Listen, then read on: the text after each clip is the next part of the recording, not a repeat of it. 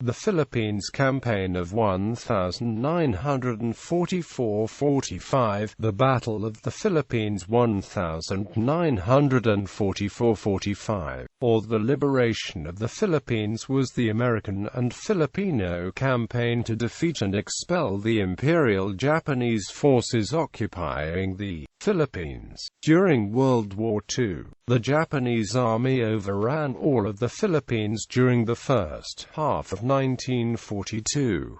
The liberation of the Philippines commenced with amphibious landings on the eastern Philippine island of Leyte on October 20, 1944. United States and Philippine Commonwealth military forces were progressing in liberating territory and islands when the Japanese forces in the Philippines were ordered to surrender by Tokyo on 15 August 1945, after the dropping of the atomic bombs on mainland Japan. Planning by mid-1944, American forces were only 300 nautical miles southeast of Mindanao, the largest island in the southern Philippines, and able to bomb Japanese positions using long-range bombers. American forces under Fleet Admiral Chester W. Nimitz had advanced across the central Pacific Ocean, capturing the Gilbert Islands, some of the Marshall Islands, and most of the Marianas Islands, bypassing many Japanese army garrisons and leaving them behind, with no source of supplies and militarily impotent. Aircraft carrier-based warplanes were already conducting airstrikes and fighter sweeps against the Japanese in the Philippines,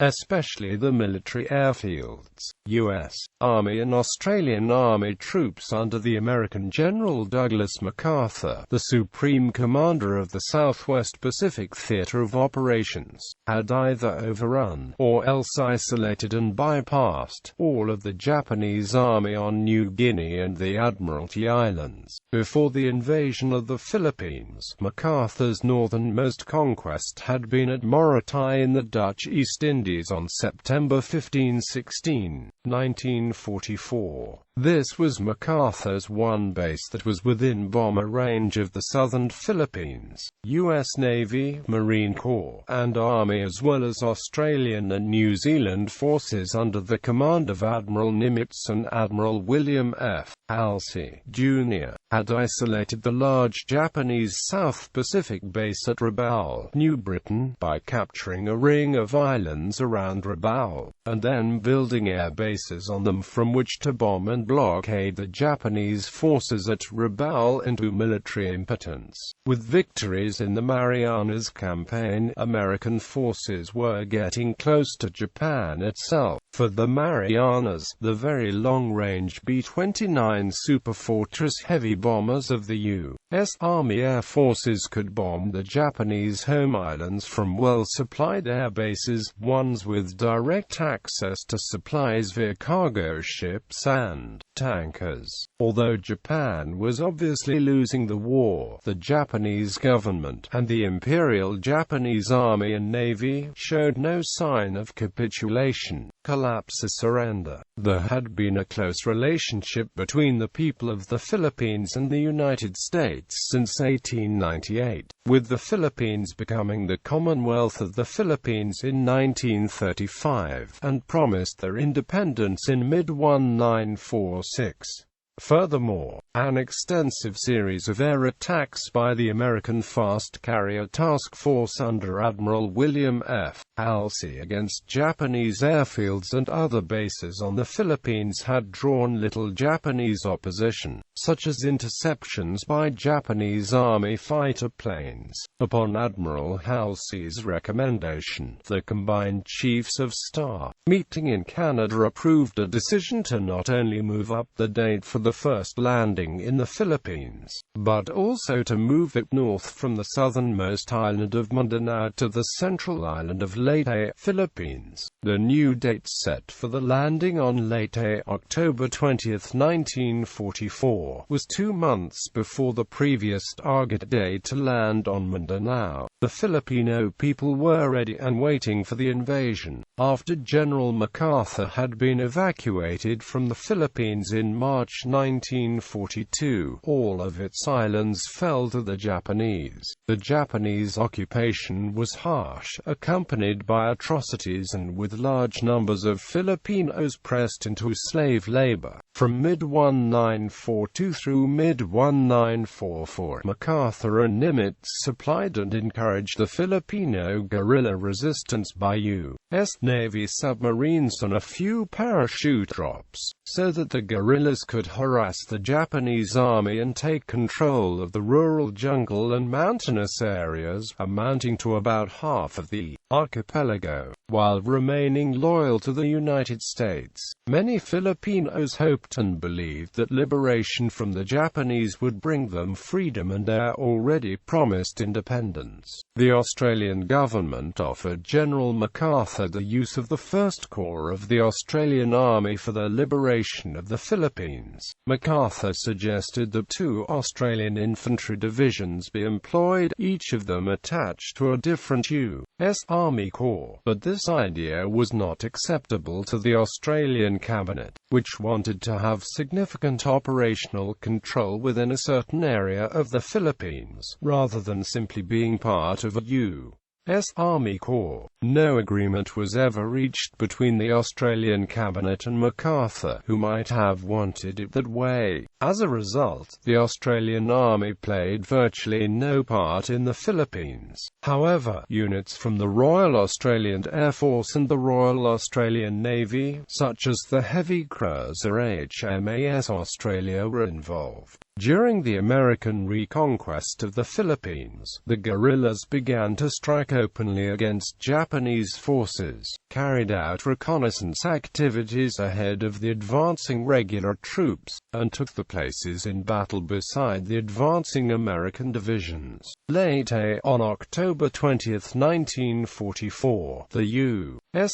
6th Army, supported by naval and air bombardment, landed on the favorable eastern shore of Leyte, one of the islands of the Visayas Island group northeast of Mindanao. The Japanese miscalculated the relative strength of the naval and air forces, and they attempted to destroy the landing. This brought about the massive sequence of battles called the Battle of Leyte Gulf, fought on October 23 through October 26.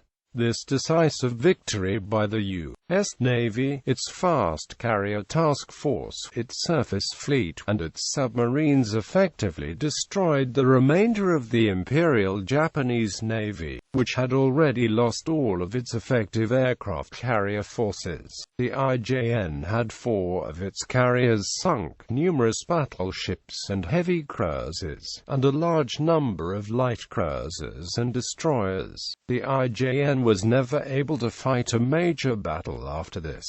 The U.S. 6th Army continued its advance from the east, as the Japanese rushed reinforcements to the Ormoc Bay area on the western side of the island. While the 6th Army was continually reinforced, the U.S. 5th Air Force was able to devastate the Japanese attempts at air attacks, and also provide much support to the Army's ground troops. The Filipino guerrillas also performed valuable service in maintaining public order and in keeping the roads and highways free of congestion. After the American beachheads were established, the Leyte guerrilla groups were attached directly to the 6th Army Corps and divisions to assist in scouting, intelligence, and combat operations. With the initial U.S. 6th Army landings on the beaches at Tacloban and Dulag, Colonel Rupatu Cangilian's units went into action. They dynamited key bridges to block Japanese displacement toward the target area.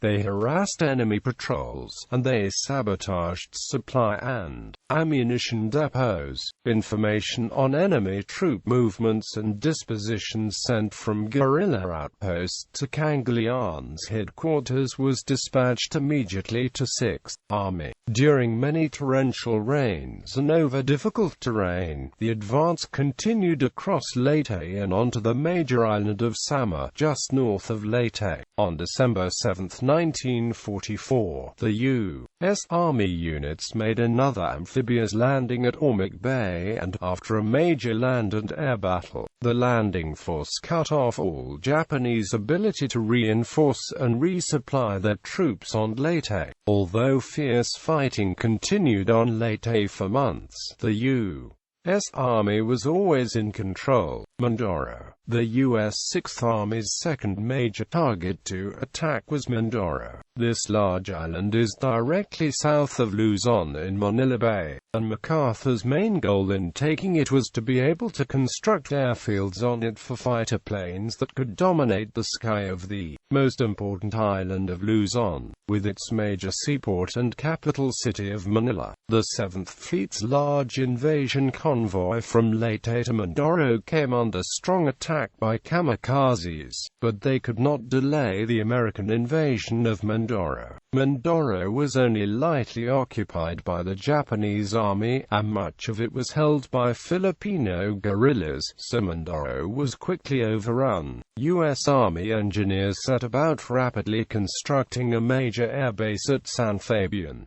Besides being close to Luzon, Mindoro has another advantage: good flying weather nearly all the time. Because this is a part of the Philippines that is relatively dry, quite unlike Leyte, which receives torrential rains most of the year, not only giving it poor flying weather, but making it very muddy and difficult to construct airfields. San Fabian was also the location of another breakthrough: the first appearance during the war in the Pacific of USAAF squadrons flying the fast, long-range P-51B Mustang fighters, far superior to anything that the Japanese Army and Navy had. Mindoro was a major victory for the 6th Army and the USAAF, and it also provided the major base for the next move of MacArthur's 6th Army, the invasion of Luzon, especially at Lingayen Gulf on its western coast. Luzon. On December 15, 1944, landings against minimal resistance were made on the southern beaches of the island of Mindoro, a key location in the planned Lingayen Gulf operations, in support of major landings scheduled on Luzon. On January 9, 1945, on the south shore of Lingayen Gulf on the western coast of Luzon, General Kruger's 6th Army landed his first units.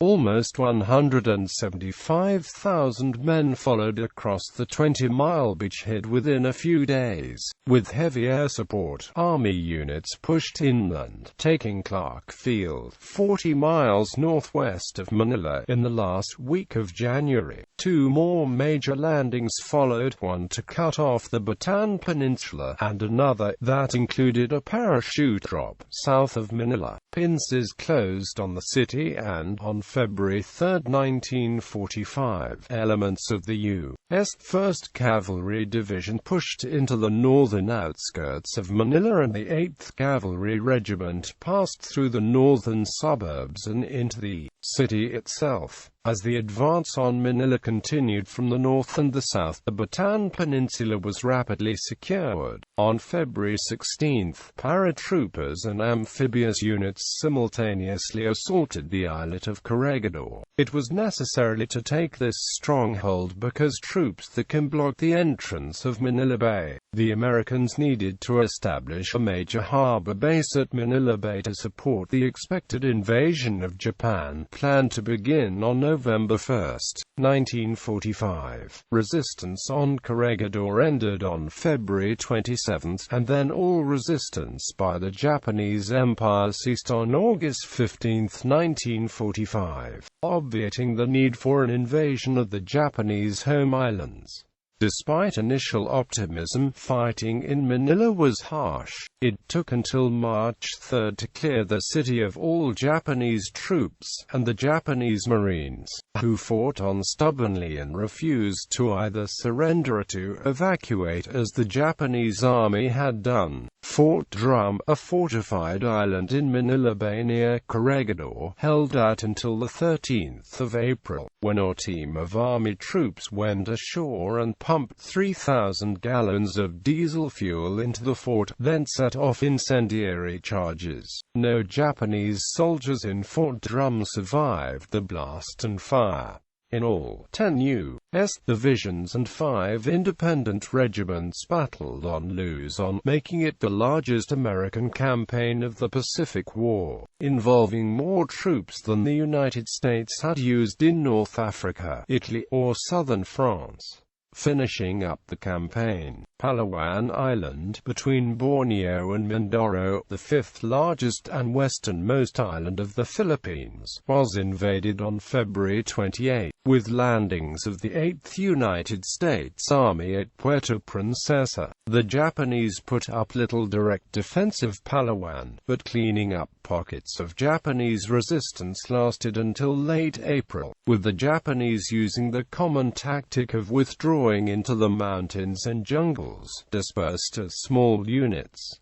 Throughout the Philippines, U.S. forces raided by Filipino guerrillas to find and dispatch the holdouts, the last of whom, Hiroo Onoda, did not surrender until 1974, in the mountains of Lubang Island in Mindoro. The U.S. 8th Army then moved on to its first landing on Mindanao, the last of the major islands of the Philippines to be taken. Mindanao was followed by invasion and occupation of Panay, Cebu, Negros and several islands in the Sulu archipelago. These islands provided bases for the U.S. 5th and 13th Air Forces to attack targets throughout the Philippines and the South China Sea. Following additional landings on Mindanao, U.S. 8th Army troops continued the steady advance against stubborn resistance. By the end of June, the enemy pockets were compressed into isolated pockets on Mindanao and Luzon, where fighting continued until the Japanese surrender on August 15, 1945. However, some units of the Japanese army were out of radio contact with Tokyo, and it was difficult to convince some of them that Japan had surrendered. As at many Pacific islands, major Japanese officials, including members of the imperial family, visited in person to convince the soldiers that they must surrender by order of the emperor. Casualties: U.S. Army and Army Air Forces. Other allies: Australia, Commonwealth of the Philippines, Japanese. Other allies: Second Philippine Republic.